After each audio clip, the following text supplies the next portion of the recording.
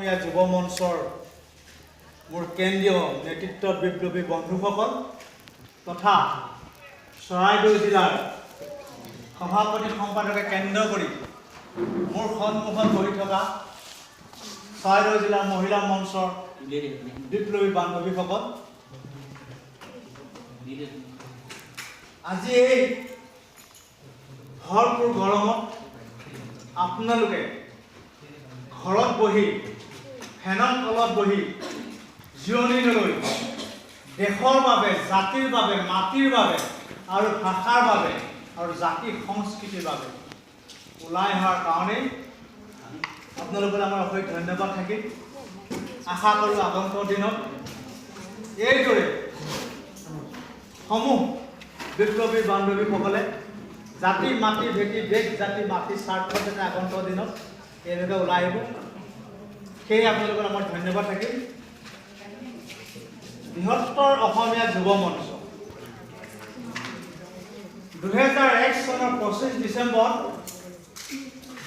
কেইবাজনো বুদ্ধিজীৱী নাগৰিক জ্যেষ্ঠসকলক লগ হৈ 2001 চনৰ 25 ডিচেম্বৰ গুৱাহাটীত ভাগৱতী প্ৰসাদ ভৱনত জন্ম হৈছিল। যদিও 2001 চনৰ 25 ডিচেম্বৰ বৃহত্তৰ অসমীয়া যুৱ মঞ্চ জন্ম হৈছিলে, 2013 চনৰ 29 নৱেম্বৰ শিৱসাগৰ ৰংপুৰ জ্যোতি ক্লাবত মহিলা মঞ্চ শিৱসাগৰ আমিয়ে জন্ম কৰাইছিলোঁ। পোনপ্ৰথমে আপোনালোকে মনত ৰখাই থওক, কিমান চনৰ কোন তাৰিখে মহিলা মঞ্চ জন্ম হৈছিল এইটো জনাৰ প্ৰয়োজন। 2013 চনৰ 29 নৱেম্বৰ শিৱসাগৰ ৰংপুৰ জ্যোতি ক্লাবত জন্ম হৈছিল মহিলা মঞ্চ।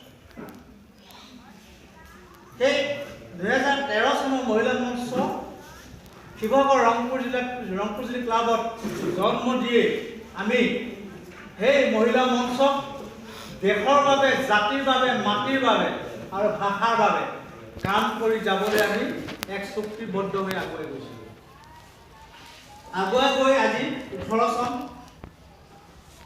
অসমত মহিলা মঞ্চই নানান নিজৰ প্ৰাপ্য অধিকাৰ, নিজৰ সুৰক্ষিতৰ বাবে, নিজৰ মহিলা সংৰক্ষিতৰ বাবে গাঁৱে ভূঞে নগৰে চহৰে চুকে কাণে আমাৰ এই ভগ্নী মহিলা মঞ্চই মাত মাতি আহিছে। আমাৰ এই বৃহত্তৰ অসমীয়া যুৱ মঞ্চৰ ভগ্নী সংগঠন মহিলা মঞ্চ, এই মহিলা মঞ্চক আমি কোনো জেগাত অকলশৰে আজিলৈকে আমি এৰি দি পোৱা নাই আৰু কোনো জেগাত অকলশৰে আমি এৰি নিদিওঁ। যেনেকৈ কোনোবা এটা জেগাত যাবলৈ হ'লে, কিবা এটা কাৰ্যসূচী কৰিবলৈ হ'লে মহিলা মঞ্চই যুৱ মঞ্চৰ পৰা কথাটো জানি লয় যে কিদৰে কৰিম, কি কৰিম। সেই গতিকে কওঁ, আগন্তুক দিনত যি কৰিবলগীয়া মহিলা মঞ্চ, যুৱ মঞ্চই এটা মুদ্ৰাই ইপিঠি আৰু ইপিঠি, নামটোহে বেলেগ, যুৱ মঞ্চ, মহিলা মঞ্চ, সংবিধান একে, কৰ্ম একে, এটা মুদ্ৰাৰ ইপিঠি আৰু ইপিঠি। তৎসত্ত্বেও যিকোনো এটা মানে আইনগতৰ পৰা আদি কৰি কিছুমান কাম বনৰ পৰা আদি কৰি সংবিধানৰ নীতি মহিলা মঞ্চসকলে যদি কিছুমান জেগাত অজ্ঞাত হয়, যুৱ মঞ্চৰ পৰা শিকি লৈ জ্ঞাত হয় যে এইটো কেনেদৰে কৰিম, কি কৰিম, কেনেকৈ কৰিম। আগন্তুক দিনত আজি চৰাইদেউ জিলাত যি মহিলা মঞ্চ গঠন হ'ব, আগন্তুক দিনত আমাৰ চৰাইদেউ জিলাত যি যুৱ মঞ্চ আছে আৰু মহিলা মঞ্চ আছে, এয়া হ'ব এটা মুদ্ৰা ইপিঠি হয় ইপিঠি। একেলগে কাম কৰিব, একেলগে কাৰ্যসূচী ল'ব, একেলগে আন্দোলন কৰিব। মহিলা মঞ্চই কিবা নাজানে, যুৱ মঞ্চৰ সভাপতি সম্পাদকে সুধি ল'ব, আৰু যুৱ মঞ্চৰ কিবা কিবি কাম কৰিবলৈ হ'লে মহিলা মঞ্চ সুধি, তাৰমানে একেখন ঘৰখন এখন, নামত ঘৰখন এখন, মাত্ৰ নামটোৱে মহিলা মঞ্চ, যুৱ মঞ্চ। আমাৰ সংবিধান একে, কাম একে, আমাৰ নীতিগত আদৰ্শ একে, এটা মুদ্ৰা ইপিঠি আৰু সিপিঠি। গতিকে আজি যি মহিলা মঞ্চ গঠন হ'ব, দেশ জাতি মাটি স্বাৰ্থত, জাতি ধৰ্ম বৰ্ণ নিৰ্বিশেষে আগন্তুক দিনত মাত মাতি যাব লাগিব।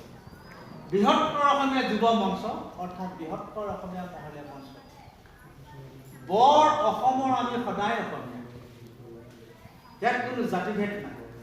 অসমত যদি শদিয়াৰ পৰা ধুবুৰীলৈকে এটাই মঞ্চ আছে, সেইটোৱে মঞ্চ হৈছে বৃহত্তৰ অসমীয়া যুৱ মঞ্চ, মহিলা মঞ্চ। ইয়াত কোনো তেওঁ কোচ, তেওঁ কলিতা, তেওঁ কৈবৰ্ত, তেওঁ আহোম ইয়াত বিভাজন নাই। ইয়াত প্ৰত্যেকৰ সম অধিকাৰ আছে।